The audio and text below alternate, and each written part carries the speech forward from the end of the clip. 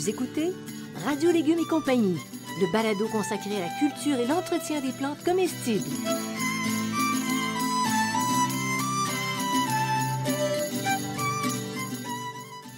Laitue, Basilic, plantation, poivron, bleuets, pollinisation, haricots, arrosage, fraises, insectes ravageurs et maladies, concombres. fertilisation.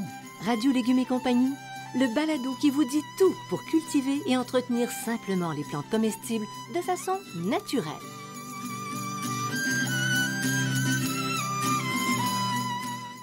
Cette émission vous est offerte par Garant, une entreprise québécoise qui depuis plus de 120 ans conçoit des outils pour le plus grand bonheur des jardiniers. Fabricant d'outils non motorisés et d'accessoires pour le jardinage, la qualité des produits Garant est une référence aussi bien pour les particuliers que pour les professionnels. Chez Garant, la devise est « Innovation et robustesse ». Résultat, Garant vous propose des outils pratiques à haute performance qui rendront votre jardinage plus facile et encore plus agréable.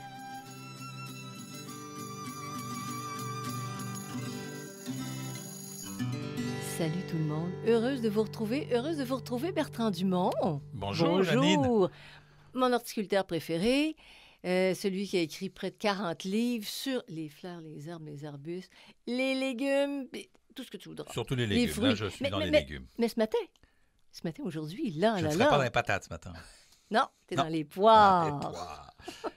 Inutile de couper la poire en deux, le sujet sera abordé dans sa totalité. Vraiment? Oui, oui. C'est très solennel comme annonce. Sans faire de compromis. Le poire, on ne fera pas de compromis, on ne les coupera pas en deux. C'est ces fameux fruits allongés, renflés à la base et plutôt ronds. Et j'ai une particulière adoration des poires. Qu'on C'est mon adore. fruit préféré. Mais je pense que c'est parce que je suis français, parce que les Français adorent les poires, Oui, plus que les pommes. Oui, mais elles mûrissent peut-être mieux qu'ici, en tout cas. oui, non, non. Il faut c'est savoir sûr. à quel moment les manger. Puis c'est ça que tu vas nous dire dans cette, C'est dans ça, cette c'est ça. balado, mon Malheureusement, cher on n'est pas ami. dans un pays de poires ici, mais Non, mais on peut y parvenir on peut y et parvenir. faire quelque chose de On- délicieux. On va vous dire ça. Bon, alors, depuis combien de temps ça existe, les poires? Ben, de depuis- mémoire d'homme. Ben, depuis très, très longtemps, en réalité. On pense même que c'est cultivé depuis le néolithique et ça fait une couple de centaines de milliers d'années que ça existe. Là, c'est une très, très vieille plante. Il faut comprendre qu'au départ, c'était tout un tout petit fruit, pas très bon en Eurasie. Donc, c'était introduit par les Romains en Europe. Et on compte aujourd'hui entre 2 et 3 000 variétés de poires dans le monde. C'est pas rien. Alors, c'est énorme. assez difficile de Une déterminer le goût. Petite Hein? particularité des poires, c'est qu'elles peuvent vivre jusqu'à 250 ans. Question. Les poiriers peuvent vivre, pas les poires, les poiriers peuvent vivre jusqu'à 250 ans. C'est un arbre qui peut durer très, très longtemps.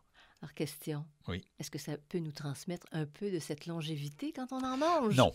Bertrand! Non. Oh, c'est décevant. C'est décevant, mais j'ai pas rien. C'est pas moi Ouais. qui fait les affaires.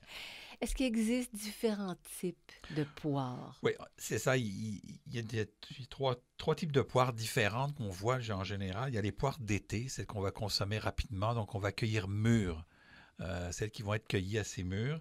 Il y a les poires dites d'hiver, celles-là, elles se conservent plusieurs semaines après la récolte, mais elles ont une texture un peu plus granuleuse. OK? OK. On en voit quand même. On en nous en vend dans le oui, commerce. on nous en vend dans le commerce, mais elles sont un peu plus granuleuses, parce que la peau est un peu plus dure, donc on va les garder un petit peu plus longtemps. Et puis il y a les variétés à cuire qui sont carrément pas mangeables. Là. OK. Ça, on n'en trouve pas ici de variétés à cuire. Là. Sérieux? C'est très, très rare, là. Mais de temps en temps, il y a des gens qui ont...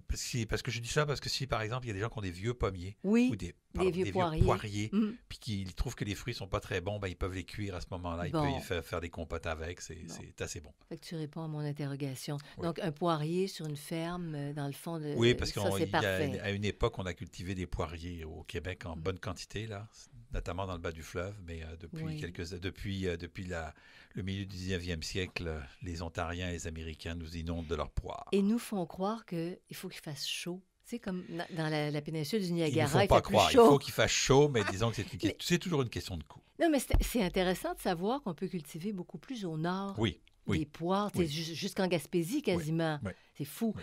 Maintenant, les Québécois ont été habitués à une certaine époque, on en voit moins peut-être maintenant des pommes poires. Oui. Est-ce que c'est une hybride entre pomme et la poire? Absolument pas. Non? En réalité, c'est une poire, mais c'est une poire d'origine, c'est la poire qui est d'origine asiatique. On l'appelle pomme poire à cause de sa forme ronde, donc elle est originaire de la Chine. En Chine, il y a plus de 3000 variétés qui sont cultivées, mais ici, c'est une plante qui a beaucoup de difficultés à pousser. C'est pour ça qu'elle est à peu près toute importée. Donc, c'est une peau lisse, comestible, la peau est plus ou moins fine, la chair est blanche, croquante, légèrement sucrée et très juteuse. La C'est différence bon. avec la poire et la pomme poire, c'est que la pomme poire ou la pomme asiatique, elle est plus sucrée et plus juteuse que les poires en général. Donc, c'est pour ça que On l'aime on beaucoup. l'aime beaucoup, mais effectivement, aujourd'hui, elle est cultivée quasiment juste en Asie, OK. notamment en Et on Chine. en a moins sur le marché Oui, on en a d'ailleurs. moins sur le marché. Oui. Il y a différentes méthodes de culture pour un poirier. Oui. Puis ça, on va ouvrir nos oreilles grandes parce que c'est spécial. Alors, il y a la forme tige, là où on laisse le poirier. Les poiriers sont toujours greffés. Il faut savoir que c'est toujours une greffe. Oui, parce que si vous prenez un pépin de poire, puis vous le semez, vous allez avoir un poirier, ce qu'on appelle un franc, un poirier franc qui va donner des petites poires pas mangeables. Là, OK? OK. Qu'on va Donc, pouvoir cuisiner si jamais on en qu'on avait. pourrait cuisiner si jamais on en D'accord. avait. Donc, c'est des plantes qui sont greffées. On va avoir des plantes tiges qui vont être assez hautes. On va avoir des formes taillées. Bon, ça peut être en gobelet, ça peut être en différentes manières. Et la particularité du poirier, c'est qu'on peut en faire des espaliers. Ça, c'est à l'horizontale? Alors, c'est plutôt à la verticale. C'est des plantes qui sont taillées de manière à être à peu près... Elles ont à peu près 20, 25, mettons entre 20 et 30 cm de largeur. C'est comme le faire à plat. Un espalier, c'est à Ouais. plat. Mais OK? l'image qu'on pourrait, c'est comme une croix. Une Alors, croix à plusieurs branches c'est comme un U. horizontales. C'est comme un Un U. U. C'est Ah. comme un U. Il y a plusieurs formes. Il y a le U simple, le U double, le U triple. OK. On peut aussi en faire ce qu'on appelle des cordons, c'est-à-dire qu'on fait monter légèrement la plante, puis après ça, on la fait aller sur... Tout ça se fait sur des fils de fer. Je ne rentrerai pas dans le détail aujourd'hui, mais l'espalier, on peut faire des choses incroyables avec les espaliers de pois. Il s'est fait Au des Québec? choses incroyables. Pas au Québec, j'en ai pas vu. Ah. Mais moi, quand je suis rentré à l'école d'horticulture, il y avait une allée qui était consacrée aux poiriers. Et l'allée qui était consacrée aux poiriers, ils avaient créé au 19e siècle, parce qu'ils travaillaient à l'école d'horticulture, ils avaient créé toutes les formes de trucs militaires, de médailles militaires. Là. Toutes les formes de médailles militaires étaient faites parce qu'on peut le diriger, et ainsi de suite. Travailler. Là. Et tout ça, ça se fait grâce au greffage. Est-ce qu'on aurait intérêt à tailler ça en espalier ici au Québec? Oui, moi je pense Oui. que je pense que l'espalier, je vais sûrement vous en reparler, mais je pense que l'espalier devrait reprendre parce que l'espalier permet de cultiver des fruitiers dans des très petits endroits. OK? Premièrement. Et pour le poirier, on peut mettre ça le long d'un mur, par exemple, d'un mur qui est très bien exposé au sud.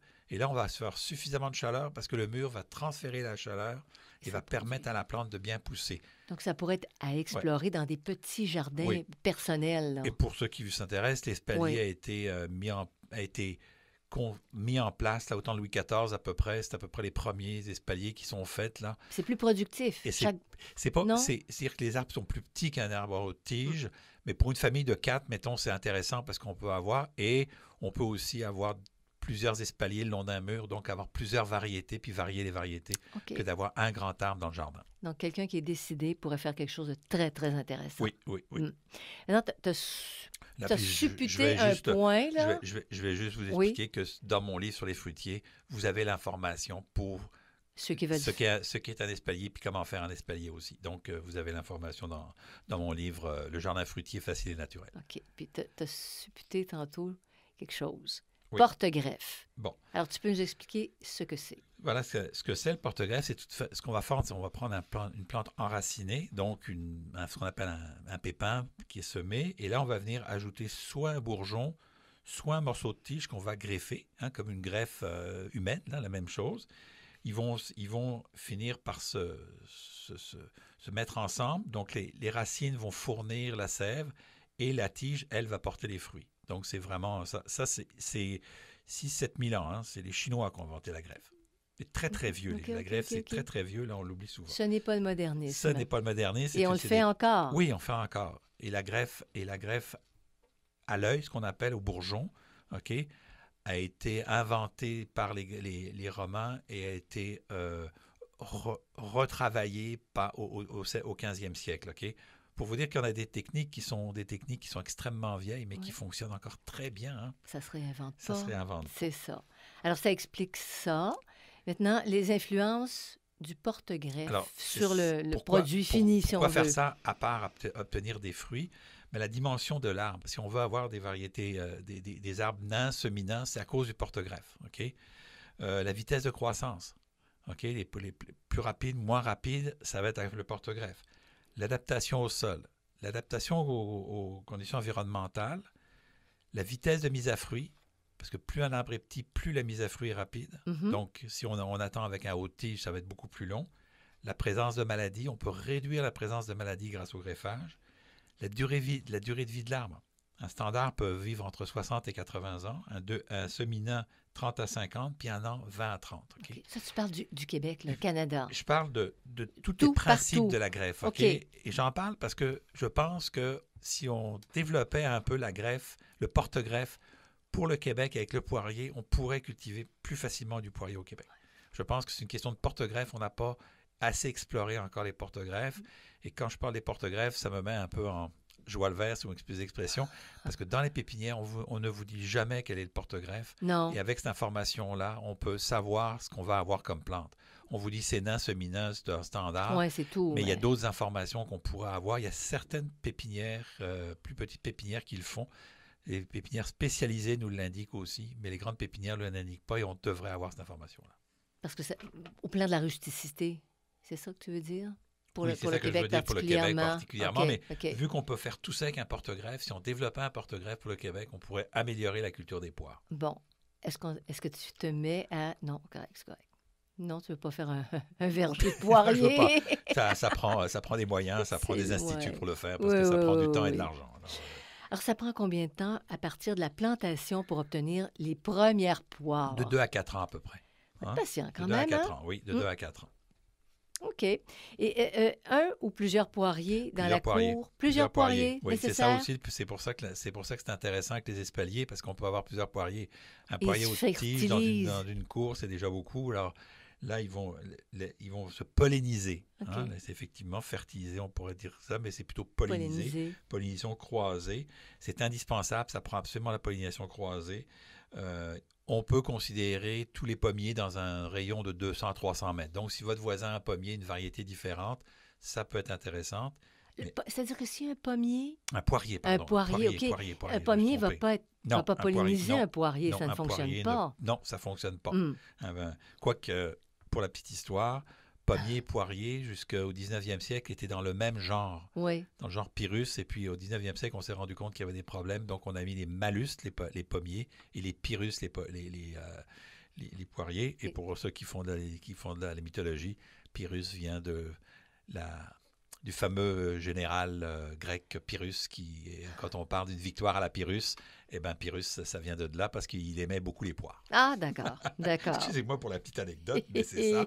Et donc, il faut faire attention, par exemple, si on a une variété à maturation hâtive ou tardive, il faut que vous ayez 2 poiriers qui fleurissent en même temps, parce que s'il y en a un qui fleurit plutôt que l'autre, ben, il n'y aura pas de pollinisation. Ça ne fonctionne pas. OK. Et un poirier, oui. Le plus gros, est-ce que ça peut venir... Quelle grosseur? Non, c'est pas très gros. Le poirier, non, c'est beaucoup plus petit qu'un pommier. On peut en avoir 2 dans une cour. Oui, mais c'est plus petit qu'un pommier. C'est à peu près moitié moins gros qu'un pommier haute tige, là, mais c'est quand même assez gros. Là. Ça peut être assez gros. Donc, sur des petits terrains, c'est pas toujours facile. Alors, ton histoire d'espalier, ce serait plus adapté. C'est ça.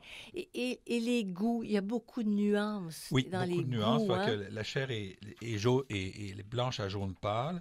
C'est un goût doux et sucré. C'est très sucré, la poire, quand c'est mûr. Là, quand c'est bien mûr, une bonne poire, c'est sucré. Plus ou moins fondante, plus ou moins juteuse. Et les fondantes, c'est ce qu'on appelle les beurrées. Ah oui, les beurrées. Les beurrées. Et pourquoi beurrées? Parce que c'est fondant comme du beurre.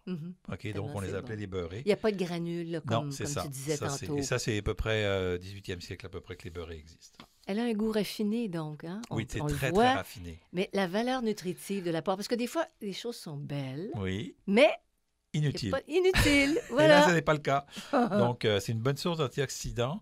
Mais les antioxydants sont dans la pelure. Donc, si vous prenez une poire pour vous enlever la pelure, c'est moins bon. Bon, alors sur les pelures de poire de conservation, les granules puis tout ça, c'est ce qu'on retrouve. Oui, c'est pour ça On qu'il faut les laver, garde. il faut laver les poires quand on les mange, là. Ouais. Mais effectivement, là, C'est c'est-à-dire les pelures qui sont plus épaisses, c'est ça, on la sent là, dans la compote, c'est ça. admettons. On la sent dans la compote. C'est quand on fait de la compote, on les conserve. Oui. Oui.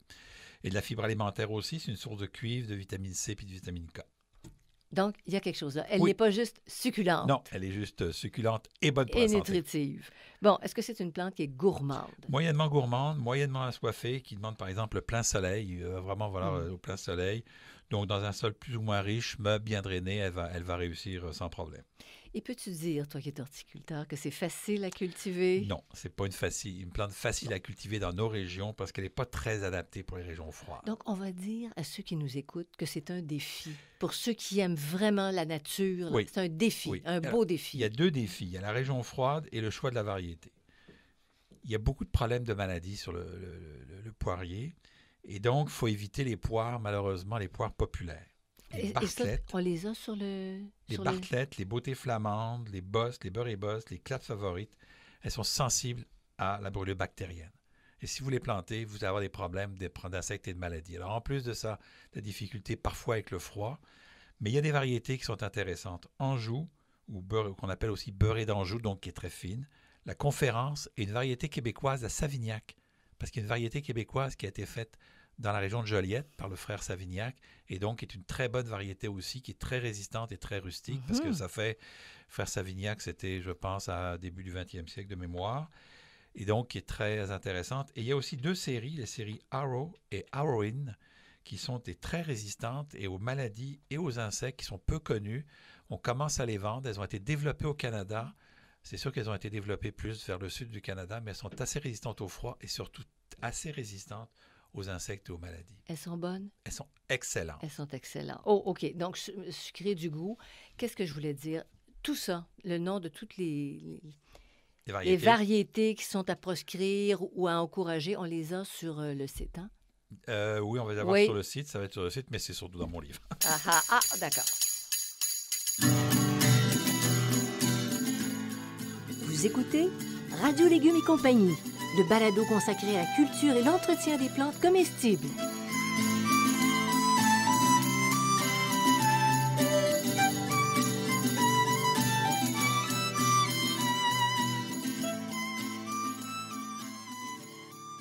Retourner le sol du potager est maintenant déconseillé. Les horticulteurs modernes préconisent plutôt un brassage en surface afin de préserver la fertilité du sol. Garant, une entreprise québécoise, chef de file des outils à main au Canada, a mis au point une griffe de jardinage adaptée à cette nouvelle technique. Avec sa tête vrillée unique, elle pénètre facilement le sol et brasse efficacement le compost. Mélangez la terre en ménageant votre dos. C'est ce que vous promet Garant avec sa griffe de jardinage, en vente dans tous les bons centres horticoles.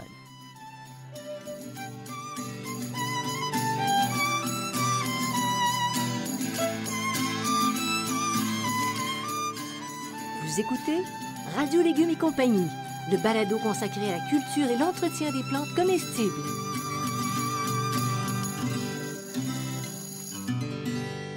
Comment, Bertrand, on se prépare à la plantation des poiriers? Y a-t-il des précautions à prendre? Ça, c'est un peu la difficulté dans la région de Montréal. On évite les sols trop lourds. Et c'est lourd en général ici. En général. C'est pour ça que la région de Joliette, le frère Savignac avait des bons résultats. Dans les sols très lourds, c'est un petit peu problématique parce que la plante va risquer d'avoir des petits problèmes. Donc, il va falloir améliorer le sol et notamment mettre du compost pour alléger son sol, là, pour le rendre moins lourd, moins glaiseux. Puis la plantation se fait exactement comme pour un autre fruit, comme n'importe quel arbre. Il n'y a pas de choses particulières.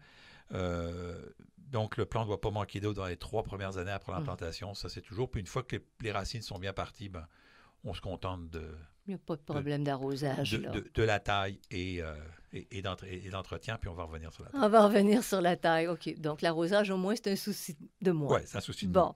Bon. Enterrer le point de greffe ou non? Jamais.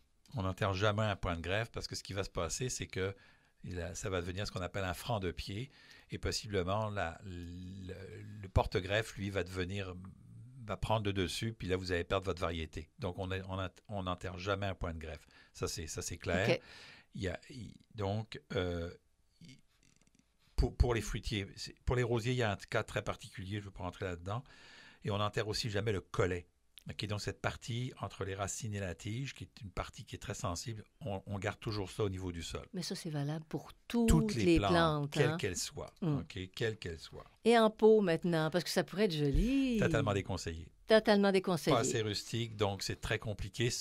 Si vous êtes un grand spécialiste de la culture en pot, puis vous êtes capable de vous débrouiller, vous pouvez le faire. Je ne dis pas que ça ne se fait pas, mais je ne conseille pas de le faire parce que c'est compliqué. C'est compliqué. Maintenant, on s'attaque à la taille. Oui. Et ça, on reste attentif parce qu'il y a beaucoup de détails, Oui. mais ça se comprend. Bon. Ça s'intègre. La taille n'est pas facile. C'est une taille qui est très compliquée. C'est certainement la taille du fruitier qui est la plus compliquée. OK? Moi, j'ai pris plusieurs cours de taille de poirier quand j'étais à l'école parce que c'est une taille qui est complexe. Okay? Mais si on commence par ça, on est capable les techniques acquises, on Oui. peut l'appliquer à d'autres fruitiers. Oui, là. mais je vais vous donner... il y a une particularité, le poirier, c'est qu'il peut subir des tailles très sévères. Et c'est pour ça qu'en espalier, il n'y a pas de problème. Il peut subir des tailles sévères, puis il va quand même produire. Okay? Donc, ça c'est son avantage. Je vais vous donner des principes de taille génériques parce que pour vous aider, et avec ça, vous pouvez tailler un poirier sans problème, sans faire la taille que moi je ferais d'un spécialiste là, qui connaît la taille du poirier dans des conditions pour avoir vraiment un maximum de production. Okay? Donc, c'est les essentiels. Là. C'est ça. Pour que quelqu'un se fasse la main, c'est ce que tu nous donnes. C'est le principe de taille qui peut être appliqué pour tous les fruitiers. Je vous la donne là pour les poiriers. Orienter les rameaux pour que la plus grande surface de la plante reçoive du soleil. Hein? C'est des panneaux solaires, c'est par ça que la plante vit. Donc, il faut s'arranger pour que les feuilles soient le plus au soleil possible. C'est intéressant ton image. Celles qui sont au milieu, là, elles ne servent pas à grand-chose parce qu'elles ne reçoivent pas de soleil. Donc, on peut les enlever. Éclaircir le centre de l'arbre pour faciliter la pénétration de l'air et de la lumière. Toutes les branches qui sont à l'intérieur ne servent pas à grand-chose. C'est pour ça que souvent, on voit que l'intérieur est un peu vide. Supprimer les rameaux qui montent en haut, ce qu'on appelle les gourmands, parce qu'ils utilisent de la sève et ils ne se mettent pas à fruits. Pour qu'une branche soit à fruits, on la courbe. Plus le rameau est à l'horizontale, plus la sève va ralentir, plus il va y avoir de fruits. Bon, alors ton gourmand, est-ce que tu le coupes? Oui, on le coupe. Tu le coupes, lui, et les autres, tu les tords. On les tord. Et si vous regardez quand vous allez cueillir des pommes, vous voyez que les branches ont tendance à être plutôt à l'horizontale qu'à la verticale. Mm-hmm. Pourquoi? Parce que plus elles sont à l'horizontale, plus elles donnent de fruits. Et c'est ça pourquoi on taille dans les vergers. Et tu diriges en plus. Bon, on supprime les branches et les rameaux qui sont trop près du sol parce que si on veut passer sa tondeuse sous l'arbre, c'est plus problématique ou faut faire la plate-bande. Donc ça, c'est logique. Oui. Voilà, tu as tout compris. C'est très... En tout temps, on supprime les éléments trop faibles, abîmés, attaqués par les insectes ravageurs ou les maladies. Tu coupes, carrément. Dès que tu vois quelque chose qui ne marche pas, tu le coupes, tu ne cherches pas. Les branches qui se croisent aussi, hein, parce qu'elles vont se frotter mutuellement, puis là, ça va être une rentrée pour les insectes, les maladies et tout ce qu'on voudra. Il faut établir un équilibre, ça c'est un peu plus compliqué, entre les rameaux à branches et les rameaux à fruits. Comment tu fais la distinction? Bon, ben c'est ça, c'est que les rameaux à branches sont un peu plus érigés, puis les rameaux à fruits sont un peu plus horizontaux. On ne veut pas juste des horizontaux, on veut aussi des fruits, là, donc il n'y a pas de problème. Simplifier la charpente. Donc, on simplifie. Aussi, un petit truc, c'est, surtout quand ils sont jeunes, alléger le poids des fruits. Enlever du poids des fruits, enlever des fruits. Donc, moins de fruits, surtout quand la plante est jeune, là, il faut vraiment faire attention à ça. Supprimer les drageons au pied des arbres greffés, puis respecter le port naturel, ça, c'est toujours important. Excepté si on fait de la taille en gobelet, si on fait de la taille en espalier. La taille en gobelet, qu'est-ce que c'est ça? C'est-à-dire qu'on prend 3 branches, puis on essaie de former un gobelet. C'est-à-dire qu'on vide l'intérieur, puis on envoie toutes les formes, toutes les branches vers l'extérieur. Le gobelet, c'est une image, ce n'est pas un gobelet parfait. Comme un panier? Comme un panier, comme un verre évasé. Évasé, là, c'est une autre technique, là. Un petit peu plus large, là, la plante est un petit peu plus grosse, là. Bon, à part la taille, oui. On vient de faire le tour de la taille. Oui. Combien? 24? 24? Oui, 24. Bon, OK. Très drôle. Quel entretien? Bon, un apport annuel d'engrais naturels, si possible du compost. On met du compost au pied. Si vous avez du gazon, c'est pas grave, vous mettez du compost autour des racines. Là. Normalement, c'est à la hauteur, à l'aplomb des branches, parce que les jeunes racines sont à l'aplomb des branches, c'est là qu'on les met. On le met en général quand les fruits commencent à apparaître. Il y a l'éclaircissage des jeunes bouquets à fruits. Ça va faire un bouquet en général, il y a plusieurs fruits, il y a jusqu'à 5 à 6 fruits. Si vous voulez des plus gros fruits, vous laissez juste 2 à 3 fruits. Mettons 4 parce que s'il y en a un qui meurt. Mais s'il y en a 6, vous en enlevez 2. Alors, vous faites ça à la main. Les professionnels, ils font ça avec des produits chimiques, mais vous faites ça à la main. Tu élagues. Tu élagues, c'est ça. Okay. Mais c'est ça, vous réduisez le nombre de fruits pour avoir des plus gros fruits. Fait que tu joues à César. Le droit de vie ou de mort sur chaque fruit. Oui, on peut dire ça comme ça. Puis donc, s'ils sont jeunes, si les poires deviennent trop lourdes, elles vont casser les branches. Oui. C'est un peu cassant. Donc, et puis, on s'assure qu'il ne manque pas d'eau pendant les périodes de sécheresse. Je reviens à l'engrais. Tu dis à l'aplomb des branches. Des branches. Oui. C'est-à-dire que tu peux mettre de l'engrais sur le cercle qui est formé jusqu'à la circonférence, c'est ça, la circonférence. C'est ça. Ça sert à rien de le mettre au pied de l'arbre, hein, parce que les racines ne sont pas là, elles sont aux extrémités, elles sont à peu près à l'aplomb, dans la circonférence autour de l'arbre. Okay. À peu près, là, on s'entend que c'est à peu près là. Donc, tu mets ça là. Voilà, c'est ça. Ça ne sert à rien de le mettre au pied, il faut le mettre à l'extérieur, là où les branches sont, en dessous des branches, finalement. Parfait. On va dire ça comme ça. Parfait. Maintenant, on a pris toutes ces précautions-là, on a fait la taille, on a fait l'entretien, tout ça. Est-ce qu'il y a des ennemis encore qui peuvent nous attaquer le poirier? Ça, c'est les ennemis, ça c'est clair. Donc, on a surtout des maladies, la tavelure, le blanc, la rouille. La brûlure bactérienne, ça c'est un vrai problème. Donc, il faut vraiment choisir des variétés qui sont résistantes à la brûlure bactérienne, parce que ça, il n'y a rien à faire. C'est une bactérie, il n'y a pas de produits chimiques contre les bactéries. Mais dans les variétés que tu as mentionnées précédemment, oui. Il y a des variétés qui sont résistantes à ça. Oui, plus résistantes à ça. Comment on contrôle les maladies? On sélectionne des variétés résistantes. C'est la première chose à faire. Si vous prenez des variétés qui ne sont pas résistantes, ça ne sert à rien. Plus, on va utiliser des produits naturels comme du soufre, du cuivre ou de la prêle. Okay? Chez les insectes, on a des acariens, des chenilles, des tordeuses, des pucerons, puis du ver de la pomme, le ver de la pomme qui est dans la poire. Là. Bon, OK. Là, on va utiliser d'abord la tolérance. Hein? Oui. On va utiliser, après ça, la biodiversité. Si vous n'avez que les mêmes fruitiers dans votre jardin, c'est un problème. Donc, si vous avez la biodiversité, ça va aider. Puis, on va utiliser des produits naturels aussi, toujours, bon, la résistante aux maladies, les variétés résistantes, mais ça, les variétés résistantes aux insectes, c'est moins évident. On va utiliser des produits naturels, savon insecticide, BTK, préparation à base d'ail ou à base de piment. Et tu parlais tantôt de prêle. Le prêle, est-ce que c'est préparé on fait ça commercial ou on le fait soi-même? Il n'y a pas de prêle commercial, c'est pas vendu commercialement. Il y a des gens qui veulent s'en débarrasser de la prêle, aller sur Internet, et puis il y a des gens qui vont s'en débarrasser. Ils vont garder. Oui, ils sont gardés. C'est qu'ils vont dire qu'ils ont beaucoup de prêle. Ça se trouve aussi dans les boisés, dans les champs. Donc, tu vas le cueillir, puis tu fais une coction de poêle. Il ne doit pas avoir beaucoup de gens qui font. Il y a aussi les oiseaux qui peuvent faire des dégâts aux fruits mûrs. Donc, ça, c'est un problème. Si vous avez un très gros, il faut couvrir avec un filet. C'est vraiment la raison. Et puis, il faut faire attention à une chose avec le poirier, c'est qu'il est assez sensible au déséquilibre des éléments nutritifs. Puis là, je ne vais pas rentrer dans des affaires compliquées, mais avant de se dire qu'on a un insecte, il faut vérifier si ce n'est pas une carence. Hein. Donc, si c'est un insecte ou une maladie, il faut bien l'identifier. Parfois, c'est juste parce que ça manque de fer ou ça manque d'un élément. Donc, c'est juste de remettre de l'engrais naturel. Puis ça va régler le problème. C'est pas de remettre des pesticides qui vont régler le problème. Puis l'histoire d'analyse de sol, puis tout ça, on ne fait plus faire ça. C'est un peu compliqué, là, parce que c'est un peu compliqué. Pour un arbre ou deux, là. Oui, c'est un peu compliqué. Vous écoutez Radio Légumes et compagnie, le balado consacré à la culture et l'entretien des plantes comestibles.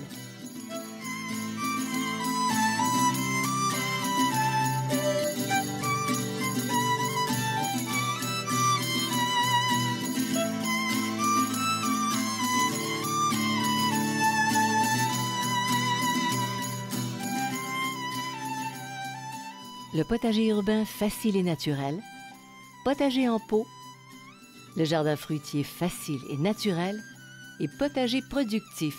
Retrouvez les livres de Bertrand Dumont en format papier en librairie et sous forme numérique sur le web.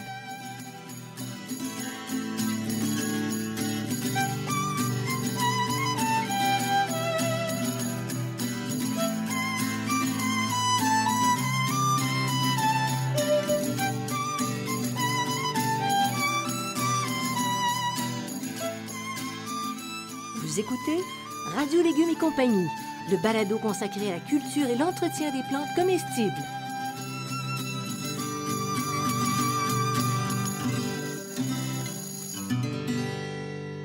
Eh bien là, on arrive au moment de les récolter.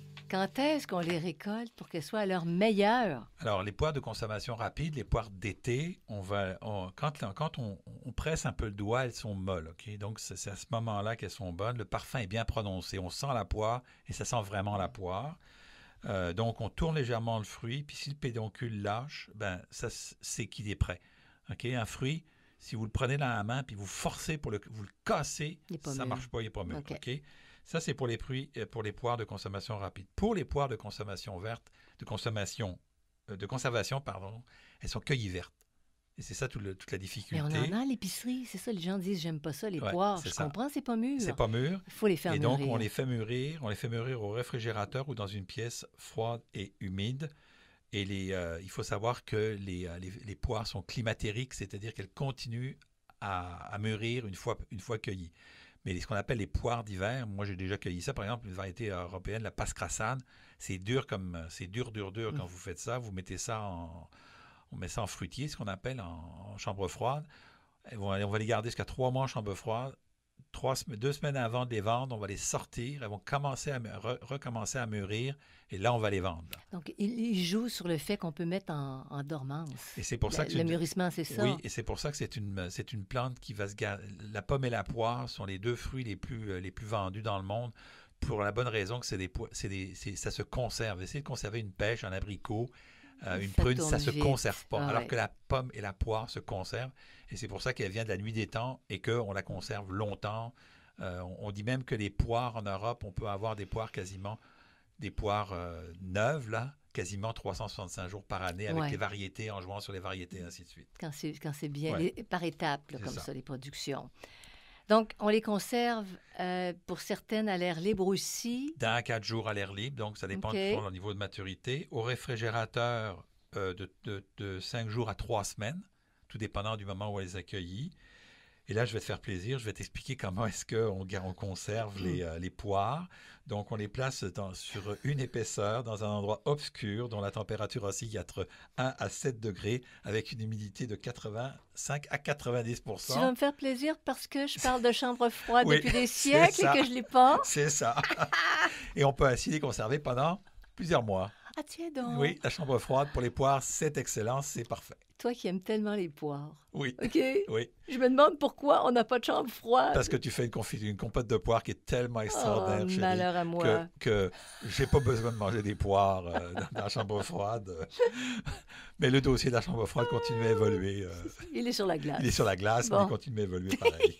Alors, de quelle manière on les mange? Toi qui es un expert en dégustation fraîche au couteau, c'est vraiment la meilleure manière de goûter tout le bonheur de manger une poire bien mûre, là. C'est vraiment là, extraordinaire. Sans ça, cuite, en tarte, en compote, en confiture, en coulis, en gelée. On peut aussi sécher les poires. C'est délicieux. Hein? C'est délicieux, les poires séchées ou encore les poires tapées. Et aussi en jus, en liqueur, et aussi en eau de vie.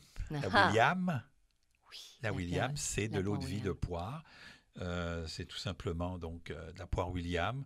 On peut faire donc des liqueurs. On peut même, j'ai regardé ça, on peut même faire un genre de cidre de poire. Là.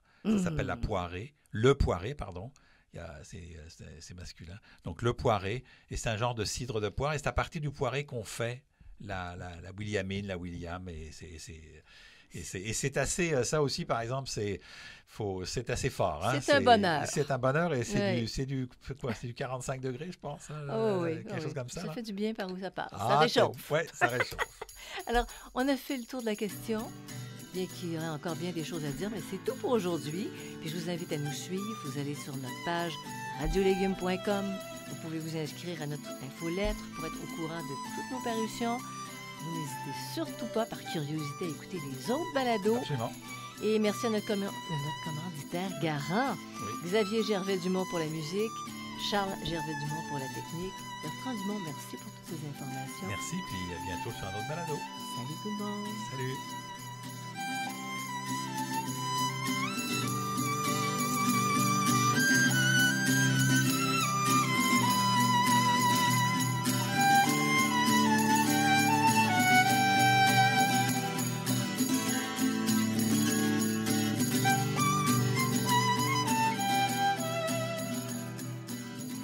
Vous écoutez Radio Légumes et compagnie, le balado consacré à la culture et l'entretien des plantes comestibles.